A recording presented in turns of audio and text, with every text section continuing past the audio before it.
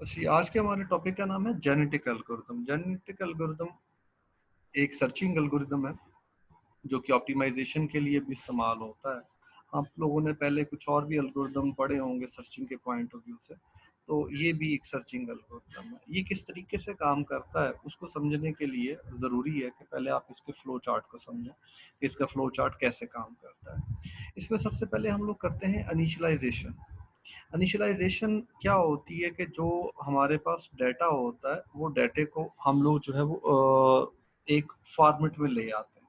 उस खास फॉर्मेट को हम कहते हैं कि इनिशियलाइज करना। अभी हम उसकी एक एग्जांपल करेंगे तो आपको समझ में आ जाएगा कि उसकी इनिशियलाइजेशन क्या होती है। बल्कि यूँ करते हैं कि पहले उसको साथ कर ही लेते हैं। तो एक्सेल में जो है आप लोग देखिएगा,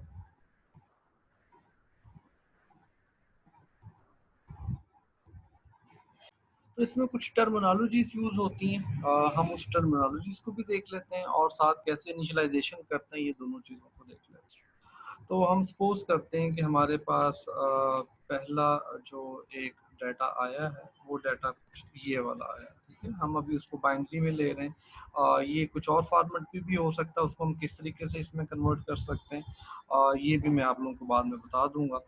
तो हम लोगों ने फिलहाल सिंपल क्या किया कि ये एक डाटा ले लिया। अब इसके बाद मैं कुछ फर्दर और डाटा भी ले लेता हूँ। तो मैं बाइनरी फॉर्म में चूंकि सारा डाटा ले रहा हूँ तो इसलिए मेरे पास जितना भी डाटा आएगा वो ऑब्वियसली बाइनरी फॉर्म में ही होगा।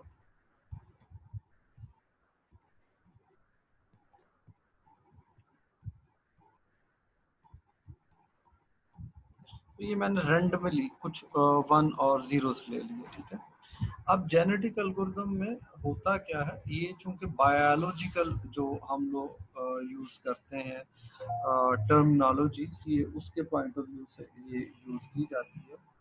और इसमें होता कुछ यूं है कि हम जो बायोलॉजी की टर्म्स हैं उसका कंप्यूटर साइंस के साथ रिलेट करते हैं। तो कुछ बायो की टर्म्स हैं जो मैं आपसे डिस्कस करना चाह रहा हूँ। इसमें पहली जो टर्म है उसे कहते हैं क्रोमोसोम। तो ये जो एक पूरा डाटा का एक सेट है इसे हम कहते हैं कि ये क्रोमोसोम है। ठीक है जी, ये बात क्लियर हुई जी।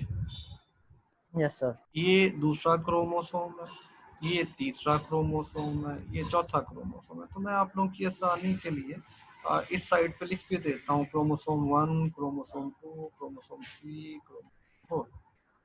ठीक है जी, बात क्लियर हुई ये वाली। अब सर एक क्रोमोसोम का जो एक पार्ट होता है, अब देखेंगे इस क्रोमोसोम 1 की अगर मैं बात करूं तो इसके चार हिस्से हैं ना, एक दो तीन चार, ये चार हिस्से हैं ना।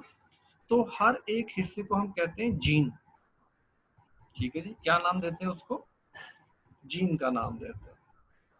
और ये जो पूरा मेरे पास इस वक्त ये क्रोमोसोम का सेट मौजूद है इसे हम कहते हैं कि ये पॉपुलेशन है।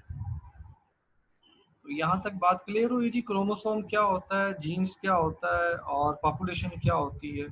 अगर किसी को यहाँ तक कोई कंफ्यूजन है तो वो पूछ सकता है। अब जबकि हमें इनिशियलाइजेशन क्या मतलब होता है, ये जो अभी हम लोगों ने काम किया इसको बेसिकली हम लोग कहते हैं इनिशियलाइजेशन। जब इनिशियलाइजेशन हम करते हैं तो इसके साथ एक चीज और हम बनाते हैं और उसे हम लोग कहते हैं फिटनेस फंक्शन। ठीक है जी, उसका नाम क्या होता है, फिटनेस फंक्शन। अब फिटनेस फंक्शन हमें खुद से बनाना पड़ता है कि ये क्रोमोसोम कितना फिट है या कितना अनफिट है। ये चीज़ें जो हैं ये खुद से हमने एक फंक्शन ऐसा बनाना होता है और उस फंक्शन को हम लोग क्या कहते हैं, फिटनेस फंक्शन। फिटनेस फंक्शन हमें क्रोमोसोम की फिटनेस बताता है। ये वेरी करता है अकॉर्डिंग टू प्रॉब्लम कि आप अपना फिटनेस फंक्शन क्या बनाते हैं। जैसे कि अगर मैं बात करूं, आप लोग कोई टाइम टेबल बना रहे हैं अगर, और उसको आप लोग बनाना चाह रहे हैं इसके जेनेटिक एल्गोरिथम के तहत, तो उसका फिटनेस फंक्शन जो है वो कुछ इस तरीके से होगा कि कोई भी क्लास या कोई भी टीचर जो है एक ही टाइम पे डुप्लीकेट ना होता। तो वो अगर डुप्लीकेशन आ रही है तो मतलब ये है कि वो फिट नहीं है। क्योंकि ऐसा तो नहीं हो सकता ना कि मेरी आप लोगों के साथ भी क्लास हो और सेम टाइम पे किसी और साथ के भी साथ क्लास हो। अगर ऐसा टाइम टेबल है तो मतलब गलती हो गई ना। तो हमारा फिटनेस फंक्शन ये होगा कि एक वक्त में जो रिसोर्स है हमारा, उसकी एलोकेशन दो जगह पे ना, उसका ये वाला फिटनेस फंक्शन बनेगा। इसी तरीके से अगर कोई और प्रॉब्लम हम बात करते हैं, हम कहते हैं जी कोई ट्रैवलिंग सेल पर्सन की प्रॉब्लम है, तो ऑब्वियसली उसका ये वो वाला फिटनेस फंक्शन नहीं होगा जो कि हमने टाइम टेबल के लिए भी बनाया था। तो मैं यहाँ पर बात को आसान करने के लिए एक फिटनेस फंक्शन बना देता हूँ।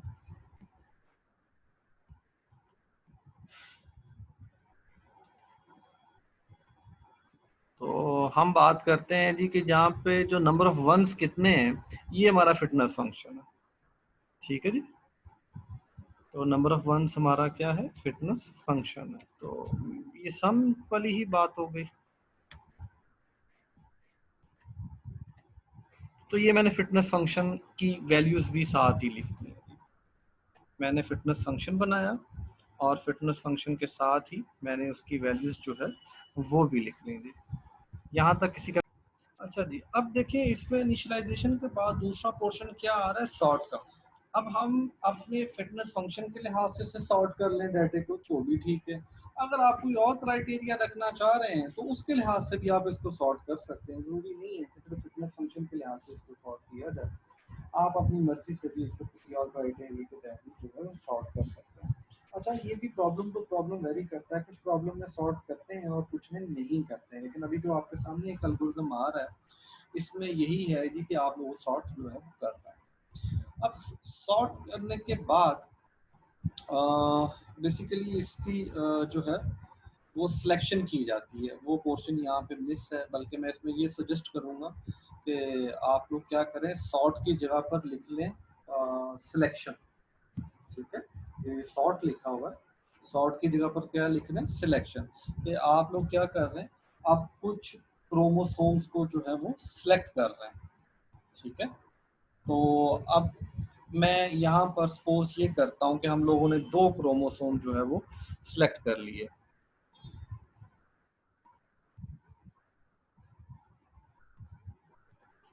तो आप लोगों को इस वक्त एक्सेल शीट नजर आ रही है जी, ये वाली? Yes, sir. तो हम लोग क्या करते हैं, सिलेक्शन वाले प्रोसीजर में हम लोग कहते हैं कि कोई से दो हम लोगों ने सिलेक्ट कर लिया। अच्छा, ये रैंडमली भी हो सकते हैं। ठीक है, मैं इन दो को मैंने सिलेक्ट कर लिया। अब इसके बाद जो अगला हमारा स्टेप है, अगर वो आप लोग उसमें देखें,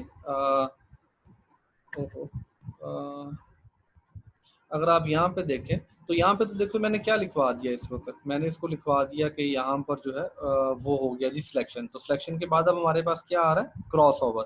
क्रॉस ओवर जो है वो सिंगल क्रॉस ओवर भी होता है और मल्टीपल क्रॉस ओवर भी होता है। इसकी कुछ किस्में। सिंगल क्रॉस ओवर क्या होता है, वो आपको अभी मैं बता देता हूँ।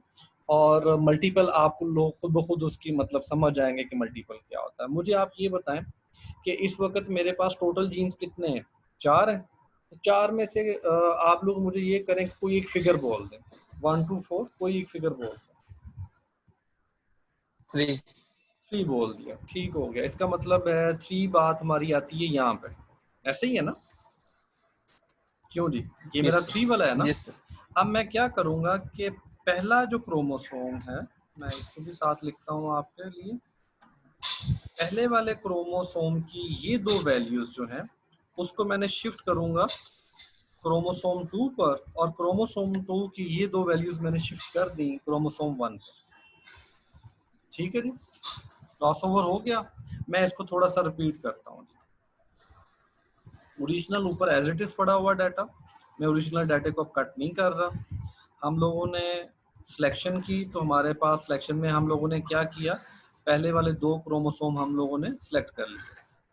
जब वो दो क्रोमोसोम हमारे पास सिलेक्ट हो गए तो हमने कहा जी हम लोगों ने जो क्रॉस ओवर करना है वो 3 पे करना है। ठीक है, और ये भी आप लोग एक फिक्स कर लेते हैं, वो आपके एल्गोरिथम पे डिपेंड करता है। आप कोई भी फिक्स कर लें, 1 2 3, या रैंडमली लेना है तो रैंडमली ले लें। अमूमी तौर पर ये एक वैल्यू जो है वो फिक्स कर ली जाती है। अब आप लोगों ने फिक्स किया 3, तो इसका मतलब क्या है कि ये वाले जो दो वैल्यूज हैं C2 की चली जाएंगी C1 में, और C1 की ये दो वैल्यूज चली जाएंगी C2 में। तो अगर आप अपने गौर करें तो ये दो वैल्यूज जो अभी मैंने लिखी हैं, ये और यहाँ पे अगर आप इनको देखें तो ये आपको फर्क नजर आ रहा होगा। तो ये क्लियर हो गया हम लोगों ने क्या किया क्रॉसओवर में। तो जो आप लोगों ने Yes, एक sir. वैल्यू बताई, उस वैल्यू पे हम लोगों ने रिमेनिंग जो पोर्शन था वो आपस में एक्सचेंज कर लिया। ठीक है, अभी चूंकि हम लोगों ने एक सिलेक्शन की थी, हम लोगों ने जो क्राइटेरिया रखा वो एक रखा, लेकिन अगर आप ऐसे नहीं करते, आप कहते हैं जी मल्टीपल क्रॉसओवर करना है, तो मल्टीपल क्रॉसओवर से मतलब क्या है, मैं इसको पहले वाले फॉर्मेट में दोबारा लेके आता हूँ। तो हमारा ओरिजिनल जो डाटा था वो कुछ ये वाला था, और आप लोग कहते हैं जी कि एक क्रॉसओवर करना है हमने इस पोर्शन पर, इस जगह पर, और एक क्रॉसओवर हम करेंगे इस वाले पोर्शन पर। तो इसका मतलब क्या होगा, यहाँ पे 0 है तो मैं यहाँ पे 1 लिख दूंगा, और यहाँ पे क्या हो गया 0। मैंने एक्सचेंज कर लिया आपस में डाटा, और सेम ऐसे ही मैं यहाँ पे भी कर सकता हूँ। तो मल्टीपल जगह पर हम लोगों ने इसको एक्सचेंज किया, इसे हम लोग कहते हैं मल्टीपल क्रॉसओवर। बात समझ में आ गई जी ये वाली? किसी को यहाँ तक कोई Yes, sir. इशू तो नहीं है? अच्छा, जब मल्टीपल क्रॉसओवर की बात करते हैं तो इसमें ऐसा भी हो सकता है कि आप सपोज हम कहते हैं कि हमारे टोटल जीन्स 10 है, टोटल जीन्स कितने 10 है, तो आप लोग कहते हैं जी कि 2 से 5 तक एक्सचेंज करना है, और उसके बाद 7 से लेके 9 तक एक्सचेंज करना है, तो ऐसे भी हो सकता है। ठीक है, इसको भी हम मल्टीपल क्रॉसओवर ही कहेंगे। यहाँ तक किसी का कोई इशू है जी तो वो मुझसे बात कर ले। सर सिंगल जीन भी क्रॉसओवर हो सकता है? जी पहले हम लोगों ने सिंगल ही किया था, जब हम बात कर नहीं रहे थे सर, अभी सिंगल की, तो उसमें एक भी हो सकता है, जरूरी नहीं है कि उसमें एक से ज्यादा ही हम लोग सिलेक्ट करते, हम लोग एक भी कर सकते हैं, सिंगल जीन्स को ठीक। हम लोग कर सकते हैं।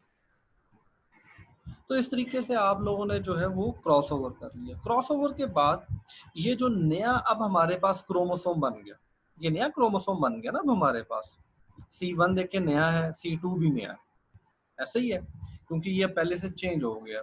अब इसको पॉपुलेशन में भेजने के दो तरीके हैं। एक तरीका क्या होता है जिसमें हम कहते हैं रिप्लेस करना। रिप्लेस क्या होगा कि C1 का डाटा C1 से रिप्लेस कर दूंगा, यानी कि ये वाला जो C1 है इसका डाटा मैं किधर ले जाऊंगा, इस जगह पर ले जाऊंगा, और C2 का डाटा भी इसी तरीके से मैं कहाँ पे ले जाऊंगा, इस जगह पे ले जाऊंगा। इसे हम कहते हैं रिप्लेस करना। तो जो हमारे पास अपडेटेड क्रोमोसोम्स बने, उन्होंने अपने पिछले वालों के साथ रिप्लेस कर लिया। एक चीज तो ये वाली होती है। दूसरी चीज क्या होती है कि हम जो नए बने हैं हमारे पास क्रोमोसोम, उन नए क्रोमोसोम्स को हम अपनी पॉपुलेशन में जाकर ऐड कर लेते हैं। तो ये भी एक तरीका होता है। ठीक है, तो मैं यहाँ पे फिलहाल रिप्लेस कुछ इस तरीके से रिप्लेसमेंट कर रहा हूँ मैं। अच्छा, ये एक चीज इसमें और मुझे इस वक्त जब ये पहली वाली सूरत हाल में था, तो मेरे पास टोटल जो फिटनेस है वो देखिए कितनी बन रही है, 9 बन रही है। अब मैं इनको जो हमारे पास नए आए थे, उन नए वालों को मैं यहाँ पे लेके जाता हूँ, तो उसके बाद देखते हैं अब हमारे पास जो है वो नया 9 ही के 9 रहे जी, कोई फर्क नहीं पड़ा। क्यों जी, ऐसे ही है, पहले भी 9 ही थे ना हमारे पास, Yes, sir. तो अभी भी 9 ही है, तो हमारे पास कोई भी फर्क जो है वो नहीं पड़ा। अब सेम प्रोसीजर जो है हम दूसरे वालों के लिए भी इस्तेमाल करते हैं। ये वाले दो हम लोगों ने सिलेक्ट किए, मैं अब इसको बल्कि वो कर देता हूँ, कट कर लेता हूँ, ताकि मैं जब रिप्लेस करूँ तो वो फार्मूलों में प्रॉब्लम ना आए। 3 पे आप लोगों ने किया था, तो इसका मतलब है कि ये 0 ऊपर चले जाएगा, 1 नीचे आ जाएगा, ऐसे ही होगा जी। यहाँ पे 0 आ जाएगा और यहाँ पे 1 हो जाएगा, और ये 1 रिप्लेस करूँ तो सेम ही रहेंगे, कोई फर्क नहीं पड़ेगा। तो मैंने क्रॉस ओवर किया, क्रॉस ओवर। अच्छा, इसके बाद एक प्रोसीजर और भी होता है म्यूटेशन का, वो भी मैंने नहीं किया था, उसको हम लोग स्किप कर गए थे। म्यूटेशन क्या होती है मैं आपको वो भी बता देता हूँ। तो अब भी हमारे पास जो डाटा रहा वो 9 का 9 ही रहा, उसमें कोई भी चेंज हमारे पास नहीं आया। अब यही सेम प्रोसीजर हम दोबारा करेंगे, ठीक है, क्योंकि अभी तो हमने बहुत थोड़ा डाटा सेट लिया हुआ था, हम ज़्यादा भी डाटा सेट ले लेते हैं। अब हम सेम यही वाला काम करते हैं, लेकिन क्रॉसओवर के बाद हम लोग क्या कर रहे हैं, म्यूटेशन भी कर रहे हैं। म्यूटेशन करने के बाद मैं उसको पॉपुलेशन का हिस्सा बनाता हूँ। तो हम लोगों ने सिलेक्शन की, पहले वाला जो स्टेप था, ठीक है जी। हम लोगों ने क्रॉस ओवर किया, क्रॉस ओवर करने के बाद यहाँ पे 0 आ गया, यहाँ पे 1 आ गया, यहाँ पे 1 आ गया और यहाँ पे 0 आ गया। उसके बाद हम लोगों ने म्यूटेशन की, ठीक है। मुझे म्यूटेशन के लिए जो है वो कोई एक वैल्यू हम चूज कर लेते हैं, जैसे अभी क्रॉस ओवर के लिए की, इसी तरीके से सेम हम म्यूटेशन के लिए भी कर लेते हैं। तो म्यूटेशन के लिए जो है एक मिनट जरा होल्ड कीजिएगा यार। जी जनाब, तो हम बात कर रहे थे म्यूटेशन की। तो म्यूटेशन के लिए मैं कौन सी वैल्यू ले लेता हूँ, मैं ये वाला ही जीन्स दोबारा पकड़ लेता हूँ।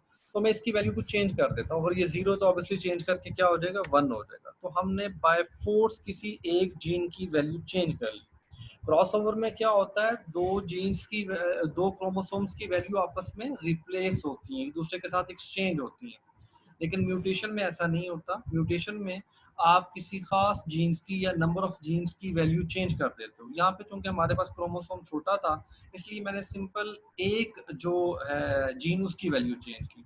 लेकिन अगर ये मेरे पास मल्टीपल होते जीन्स, तो इसका मतलब है कि मैं ज्यादा की चेंज कर सकता था, ठीक है जी। अब जब मैंने म्यूटेशन भी कर ली, तो म्यूटेशन करने के बाद अब मैं इसको पॉपुलेशन का हिस्सा बनाता हूँ, ठीक है। इसी तरीके से मैंने इसको किया, इसके भी हम लोगों ने क्रॉस ओवर किया, क्रॉस ओवर किया तो ये 1 हो गया, ये 0 हो गया। अगले की मुझे चेंज करने की जरूरत नहीं है, वो 1 1 है। हम लोगों ने म्यूटेशन की, इसके भी मैं कहता हूँ यहाँ पे 1 कर दें, 1 का 1 आ गया। इसके भी मैं कहता हूँ यहाँ पे 1 कर दें, इसके भी मैंने म्यूटेशन की। म्यूटेशन करने के बाद इसको मैंने दोबारा पॉपुलेशन का हिस्सा बना दिया। अब अगर आप देखें, मैं अगर अपने एल्गोरिदम को देखूं, तो हम लोगों ने सबसे पहले क्या किया था, इनिशियलाइजेशन की। उसके बाद हम लोगों ने क्या किया था, सिलेक्शन की। फिर हम लोगों ने क्रॉसओवर किया, क्रॉसओवर के बाद हम लोगों ने म्यूटेशन की, और म्यूटेशन के बाद हमने उसको पॉपुलेशन का हिस्सा बना दिया।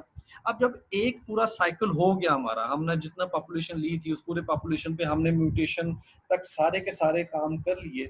अब हम देखते हैं क्या हमें स्टॉप करना चाहिए कि नहीं करना चाहिए, ठीक है।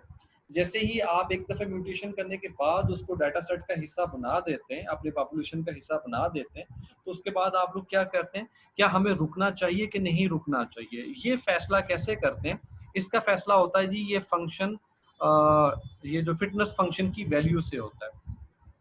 हम लोग को एक हम लोगों ने एक थ्रेशोल्ड पहले से सेट किया होता है कि अगर हमारी फिटनेस वैल्यू इस लेवल तक पहुंच जाएगी, तो हम लोग क्या करेंगे, अपने सर्चिंग एल्गोरिदम को रोक देंगे। जैसे सपोज अगर मैं यहाँ पे बात करूँ, तो हम लोग कहते हैं जी कि हम लोगों ने 10 रखी हुई थी, तो 10 क्रॉस थ्रेशोल्ड क्रॉस हो गया, अब हमारी वैल्यू क्या बन गई, 11 बन गई। तो इसका मतलब क्या है कि मैं अब दोबारा जो है अपने प्रोसीजर को जो है अपने फ्लो को दोबारा से जो स्टार्ट नहीं करूंगा।